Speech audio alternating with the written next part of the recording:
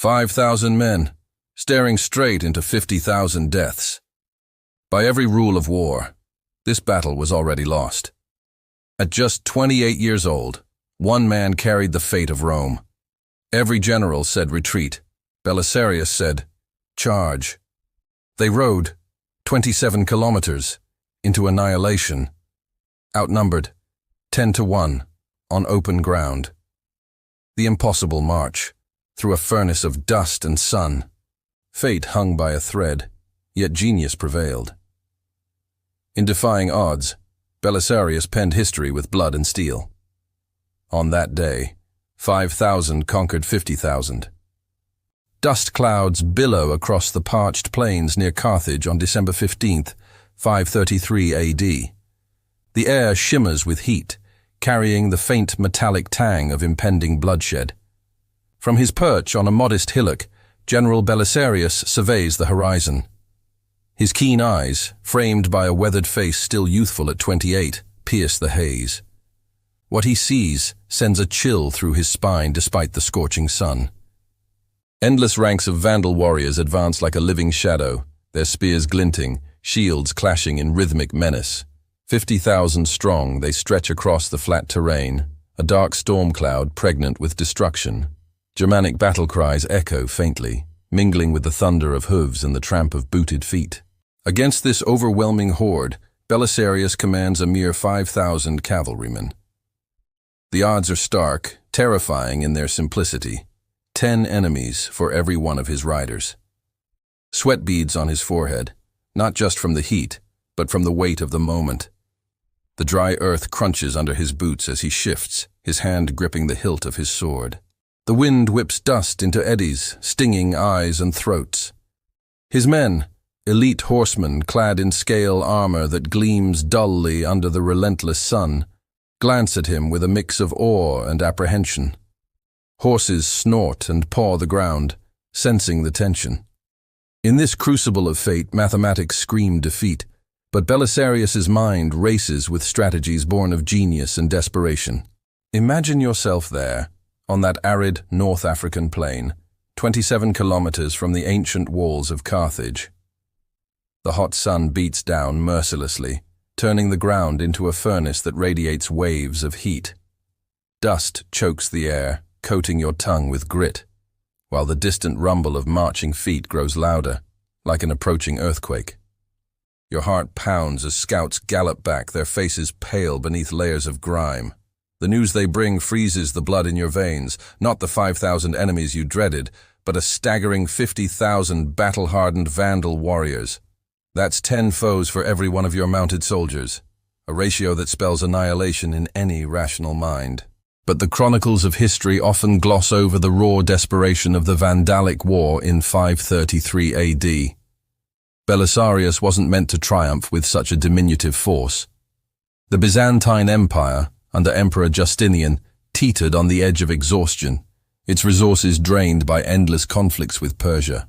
At just 28 years old, Belisarius bore the immense burden of Justinian's ambitious dream to reclaim the lost western provinces of the old Roman Empire. Facing him was Gelimer, the shrewd Vandal king who had seized the throne through cunning and force. Gelimer's kingdom had long been a thorn in Rome's side, humiliating the empire for generations since the Vandals sacked Rome itself in 455 AD. The stakes transcended mere territory. North Africa, rich in grain and strategic ports, was the key to Justinian's reconquest. Belisarius had landed with a total force of 15,000 men months earlier, a mix of seasoned cavalry and infantry, but now, in this pivotal moment, only the horsemen stood ready. The Vandals, descendants of fierce Germanic tribes, had forged a naval powerhouse, raiding Mediterranean coasts with impunity. Their Arian Christian faith clashed with the Orthodox Byzantines, adding religious fervor to the conflict. As the dust settled on prior skirmishes, like the hard-fought victory at Ad Decimum, Belisarius knew this confrontation at Tricamarum would decide the fate of empires. The Byzantine predicament ran deeper than the eye could see, a web of political intrigue and strategic fragility that threatened to unravel at any moment. Justinian's vision of restoring the Roman Empire's glory had propelled the invasion of Vandal Africa, but the initial triumphs at Ad Decimum hung by a thread. The Vandals had regrouped in the rugged hills of Numidia, bolstering their ranks with fresh recruits and allies. Their army swelled to 50,000, comprising elite Germanic cavalry renowned for their lightning charges, sturdy infantry hardened by decades of conquest, and opportunistic Moorish auxiliaries skilled in desert warfare. These were no mere barbarians. They were the heirs to warriors who had toppled the Western Roman Empire, sacking Rome and carting off its treasures. Their ferocity in mounted combat was legendary, their morale unbreakable when defending their adopted homeland.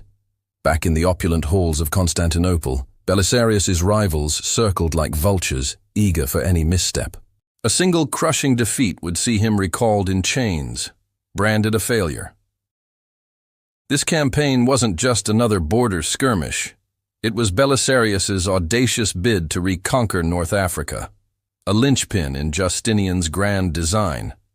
Failure here could doom the entire reconquest effort, leaving the empire vulnerable to Persian incursions and internal dissent. The air in the Byzantine camp hung heavy with tension, scented with the smoke of campfires and the sweat of anxious soldiers. Whispers of doubt circulated among the ranks, but Belisarius's unyielding resolve silenced them. He knew the Vandals' weaknesses, their recent internal strife after Gelimer's usurpation, the loss of key allies, and their over-reliance on numerical superiority. Yet the pressure mounted. Emperor Justinian demanded results, his letters arriving via swift couriers, laced with expectations of divine favor. Belisarius, a devout Christian, saw this as a test of faith as much as strategy. The plains of Tricamarum would be the arena where empires clashed, and only one would emerge victorious. The morning unfolded with deceptive normalcy, a routine reconnaissance patrol scouting the approaches to Carthage. Belisarius aimed to intercept the Vandals before they could threaten his 15,000 troops encamped nearby. But the terrain conspired against him. Unlike the hilly grounds that favored defensive maneuvers, this vast flat plain offered endless space for the Vandals' superior numbers to maneuver, envelop, and crush. The sun climbed higher, casting long shadows that danced mockingly across the dusty expanse. Then the Vandal force materialized, a sight beyond nightmare. 50,000 warriors surged forward like a tidal wave, their banners fluttering in the hot breeze. Gelimer's breakdown of forces was a study in overwhelming power. 20,000 elite Vandal cavalry masters of the charge with lances that could skewer armored foes. 20,000 Germanic infantry stout and unyielding, their axes and swords forged in the fires of conquest. And 10,000 Moorish allies, agile skirmishers adept at hit-and-run tactics. These men had a reputation for unbreakable morale, especially when fighting for their kingdom's survival. The ground trembled under their advance, dust rising in choking clouds that obscured the horizon. Belisarius's scouts had warned of this, but seeing it firsthand was another matter. The Vandals moved with disciplined fury, their war horns blaring challenges that echoed across the plain. Their armor, a mix of Roman spoils and Germanic craftsmanship, clanked ominously. Gelimer, astride a magnificent stallion, directed the host with calculated precision. The Byzantines, outnumbered and outpositioned, faced annihilation if they stood their ground without cunning. Yet in this disparity lay the seed of opportunity, for overconfidence often breeds carelessness. Sources rarely delve into the tactical oversights that nearly doomed Belisarius that fateful morning. His initial scout reports painted a picture of a fragmented Vandal army, divided and vulnerable. In truth, it was a unified juggernaut, reinforced by Tsazon's return from Sardinia with fresh troops. This trap had been meticulously laid over months, exploiting the Byzantines' stretched supply lines and aggressive tendencies. The Vandals knew their enemy's playbook, Belisarius's boldness in prior battles, his preference for swift strikes over cautious defense. As the first Vandal banners crested the horizon, a wave of unease rippled through the Byzantine ranks. Advisors urged an immediate retreat, standard doctrine dictating consolidation with the infantry still marching from Carthage. The air grew thicker with dust, the sun's glare turning the scene into a hazy inferno. Horses neighed nervously, riders tightening grips on reins slick with sweat. Belisarius, however, had built his career on defying convention. Ordinary commanders followed manuals. He wrote new ones in the blood of his foes. The enemy had studied Byzantine patterns meticulously. They anticipated an advance with cavalry, offering a seemingly exposed camp as bait.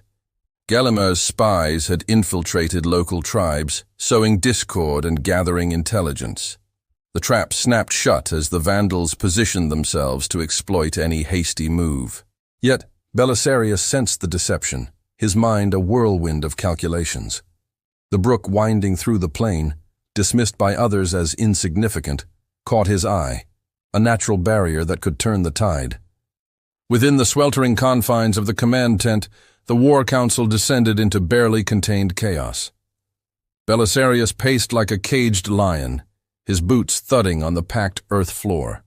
The scorching heat seeped through the canvas, waves of exhaustion sapping the strength of even the hardiest officers.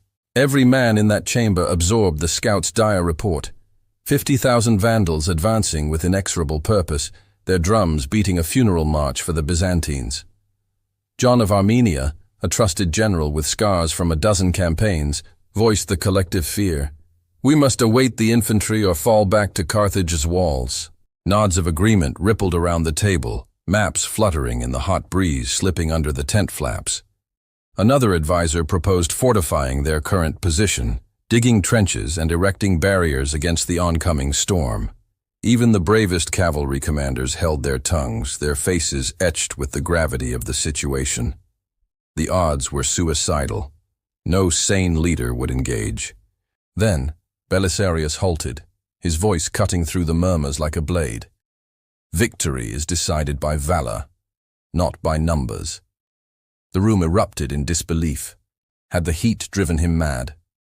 Protests filled the air, officers gesturing wildly at the maps showing the Vandal horde's vastness. But Belisarius's eyes burned with conviction, his words infused with the fire of inspiration. He outlined his plan, an immediate advance with the cavalry alone, exploiting the element of surprise. The decision stunned them, but his charisma quelled the dissent. In that moment, doubt transformed into reluctant resolve. What transpired next shattered every tenet of military logic, a march that defied reason and endurance. Rather than lingering for the infantry's arrival, Belisarius commanded a swift advance with his 5,000 cavalry. The order rang out, "Depart within the hour." Every able rider mobilized. The plan's audacity took breaths away, traversing 27 kilometers through unforgiving dusty plains to assault an enemy 10 times their size. Men muttered prayers, tightening cinches on saddles and checking weapons with hurried hands. Military historians still puzzle over how the march succeeded without decimating the force en route. The journey should have claimed half the men before combat even began. 27 kilometers in mere hours, under a blistering sun that turned armor into ovens. Exhausted from prior clashes, riders swayed in saddles, dehydration clawing at throats. The arid heat transformed the path into a suffocating dust bowl, visibility dropping as clouds of grit enveloped the column. Horses faltered, foam flecking their muzzles, some collapsing under the strain. Men shared scant water skins, voices hoarse from shouting encouragement. Yet, Belisarius led from the front, his presence a beacon. He rode tirelessly, offering words of faith and strategy, reminding them of past victories against impossible odds. The column snaked forward, a river of steel and determination cutting through the wilderness. Scouts ranged ahead, reporting back with updates that fueled their pace. As the sun arced toward its zenith, the impossible became reality. They closed the gap, hearts pounding not just from exertion, but from the thrill of impending glory. Meanwhile, Gelimer sealed his fate with a decision born of hubris. Utterly assured by his numerical dominance, he permitted his army to encamp loosely, intermingled with families, wagons laden with possessions and treasures of the realm. Guards slouched at their posts, lax in vigilance, while troops feasted on provisions meant for a prolonged siege. Laughter echoed through the camp, officers prematurely parceling out the spoils of Carthage. Gelimer himself lounged amid opulent tents, planning not a grueling battle, but a triumphant procession into the city. The Vandal camp sprawled across the plain, a chaotic tapestry of tents, cooking fires, and grazing horses. The scent of roasting meat mingled with the acrid smoke, warriors boasting of past raids, while children played nearby. This relaxation stemmed from scouts' reports. No significant Byzantine force in sight. Gelimer dismissed the possibility of attack, his mind fixed on the morrow's easy victory. But by midday, Belisarius's grueling march had defied the maps, covering ground deemed impassable in such time. Scouts returned with news that electrified the Byzantine column. The Vandals lay vulnerable, unprepared for battle. The camp's defenses were minimal, lines unformed. It seemed as if divine intervention had handed them the enemy on a platter, just as Belisarius had foretold in his rousing speeches. The riders straightened in their saddles, fatigue forgotten in the surge of adrenaline. The stage was set for one of history's most audacious assaults. December 15th breaks hot and dusty, the dawn light filtering through a veil of haze. Vandal scouts commit a blunder that will claim 800 lives, underestimating the dust clouds as mere patrols. By mid-morning, Belisarius's scouts deliver intelligence that stiffens spines. The Vandals encamp across a narrow brook, formations lax, unprepared for immediate combat. Exhausted troops stand taller, gripping lances with renewed vigor. At noon, Gelimer receives the first alarm. Dust plumes on the horizon. Disbelief clouds his features. His scouts assured no threat loomed. He dispatches minor patrols, brushing it off as insignificant. This arrogance will echo through eternity. The camp stirs lazily, men scrambling for weapons amid confusion. By early afternoon, the illusion shatters. Byzantine banners crest the hill, 5,000 elite cavalry arrayed in gleaming ranks. The Vandals' scattered units frenzy into formation, but time slips away. Minutes stretch like hours as enemy lines solidify. Belisarius surveys the scene, his heart steady amid the chaos. The brook gleams below, a subtle ally in the unfolding drama. Here, myth intertwines with fact, where Belisarius's genius eclipses convention.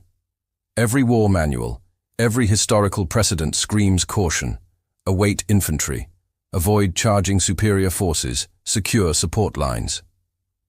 Belisarius prepares to shatter these edicts. Instead of traditional arrays, he commands an unprecedented tactic against Vandals on open ground. Feigned retreats laced with repeated charges, exploiting mobility and psychology. To his officers, the order rings like a death knell. Charging a fortified camp, outnumbered tenfold borders on madness. Protests murmur, but Belisarius's gaze silences them. He spots the overlooked. The brook's channel disrupts pursuits, funneling the terrain into a kill zone. What appears as flat doom is a tactical gift. Gelimer's experience blinds him to this subtlety. The Byzantines form up, horses snorting steam in the heat. Belisarius raises his voice. Today, we make history. The plan unfolds. Probe, retreat, lure, strike. Innovation born of necessity, it will redefine cavalry warfare. In early afternoon, Belisarius lifts his standard, but the true brilliance follows. Rather than disengage, they feign retreat, drawing pursuers into disarray, then wheel for another onslaught. 2 more charges hammer the center, crossing the brook in heartbeats. 5,000 armored riders avalanche forward, battle cry Deus Nobiscum, overwhelming Vandal orders. Dust swirls into chaos, visibility drops, but Byzantine discipline holds. The Vandals reel, their lines buckling under relentless pressure. Gelimer's commands drown in the din, his warriors' confidence fracturing with each wave. By mid-afternoon, the Vandal center, 15,000 elite warriors, wavers, then shatters like brittle glass. Not an orderly retreat, but utter disintegration. Officers stare in disbelief. How can 5,000 weary cavalry repel tenfold their number? Physics and math defy explanation, yet reality unfolds before them. The pivotal blow. Zazon falls in Gelimer's sight, a lance piercing his chest amid the fray. This death triggers a psychological cascade. Within minutes, the breach widens to rout. Commands devolve to shrieks, formations melt into pandemonium. The impossible manifests. 50,000 flee from a fraction their size. Morale evaporates like morning dew under the sun's glare. Gelimer watches in horror, his kingdom crumbling in dust-choked air. The brook, once insignificant, now channels the fleeing horde into bottlenecks of slaughter. Mid-afternoon witnesses the inconceivable. Vandal elite cavalry, sackers of Rome, break and run. Men who stared down legions now flee in terror. The sight demolishes remaining resolve. If elites bolt, what chance for the rest? Common soldiers drop shields, scrambling for escape. Gelimer's fatal choice. He spurs his horse into flight, abandoning command without a word. His king's retreat cascades through the ranks, extinguishing the last flickers of resistance. His crown tumbles into the dust, symbol of a fallen realm. The Byzantine pursuit turns mechanical massacre lasting till dusk. Riders chase for kilometers, lances and swords reaping a grim harvest. The plain echoes with pleas and death rattles, the brook's waters turning crimson. No quarter given, the Vandals pay dearly for their hubris. As dusk cloaks the battlefield, the carnage reveals itself in horrifying detail, a vista that will scar chroniclers' memories for ages. 800 Vandal corpses litter the terrain in grotesque heaps, mangled by hooves, rent by spears, faces frozen in eternal shock. The air hangs heavy with the coppery stench of blood, mingled with the moans of the wounded. Against this slaughter, Byzantine losses border on miraculous. Fewer than 50 dead from the original 5,000. An exchange ratio of 16-1, a testament to tactics over brute force.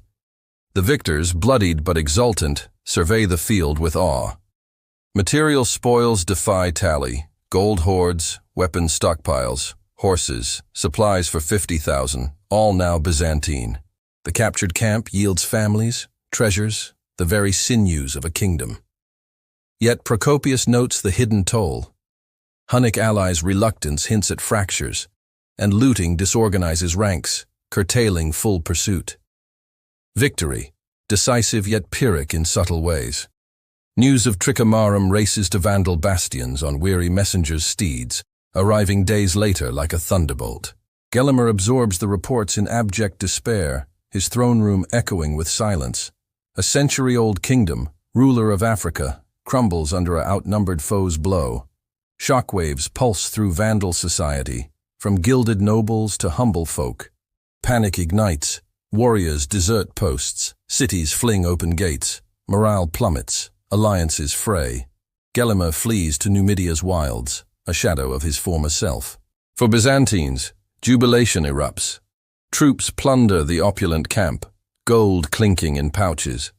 Church bells peal endlessly in Carthage. Civilians dance in streets. Strategic windfall. Africa bows, ports and farmlands secured. The Reconquest's foundation laid. Strategic ripples cascade swiftly in ensuing months. Resistant cities yield like falling leaves. Hippo Regius, Vandal Anchor, surrenders in 534. Fortresses that withstood sieges for decades topple, dominoes in Belisarius's advance. Historians later unearth Tricamarum's innovations as cavalry warfare's blueprint. Napoleon's Ulm maneuvers, Patton's tank dashes, Blitzkrieg's essence, all echo Belisarius's principles from that December day. Feigned retreats, rapid charges, route exploitation become doctrine. Cultural echoes endure in Byzantine lore. Festivals commemorate the triumph. Reenactments preserve details. Tricamarum embeds as a symbol of resurgence, inspiring generations. Belisarius presses his conquests, turning to Italy's reconquest next. His career spans triumphs amid court scheming, loyalty unswerving till death in 565. Respected even by foes, his legacy endures. Gelimer yields in March 534, his 50,000 army reduced to scattered survivors. Flight preserves life but tarnishes honor. Better death in battle than cowardly escape. Paraded in Constantinople, he fades into obscurity. Modern war colleges, West Point, Sandhurst, dissect Tricamarum as audacity's pinnacle. Principles taught: bold assault, deceptive withdrawal, rout capitalization. Belisarius's masterpiece shapes decisive combat theory. Yet its profound revelation lies in leadership. Courage and ingenuity trump numbers. War hinges on human spirit, not arithmetic. Philosophical truth: innovation turns adversity to victory. Ironically, success breeds woes. Moorish uprisings plague the new province, a bitter aftertaste. December 15th morphs from dawn hiding 5,000 desperate riders to dusk unveiling 800 Vandals slain. Yet, the victor faces envy in imperial courts. In defying odds with tactics, Belisarius pens Byzantine warfare's finest chapter, reclaiming Roman Africa. The era's supreme general achieves all save the emperor's full trust. When impossibility yields to inevitability, audacity vanquishes fear, innovation flips disadvantage, victory crowns the bold, not the many. On that day, 5,000 Byzantine cavalry confront mathematical doom against 50,000 Vandals. As dust clears over Tricamarum, they affirm genius conquers all.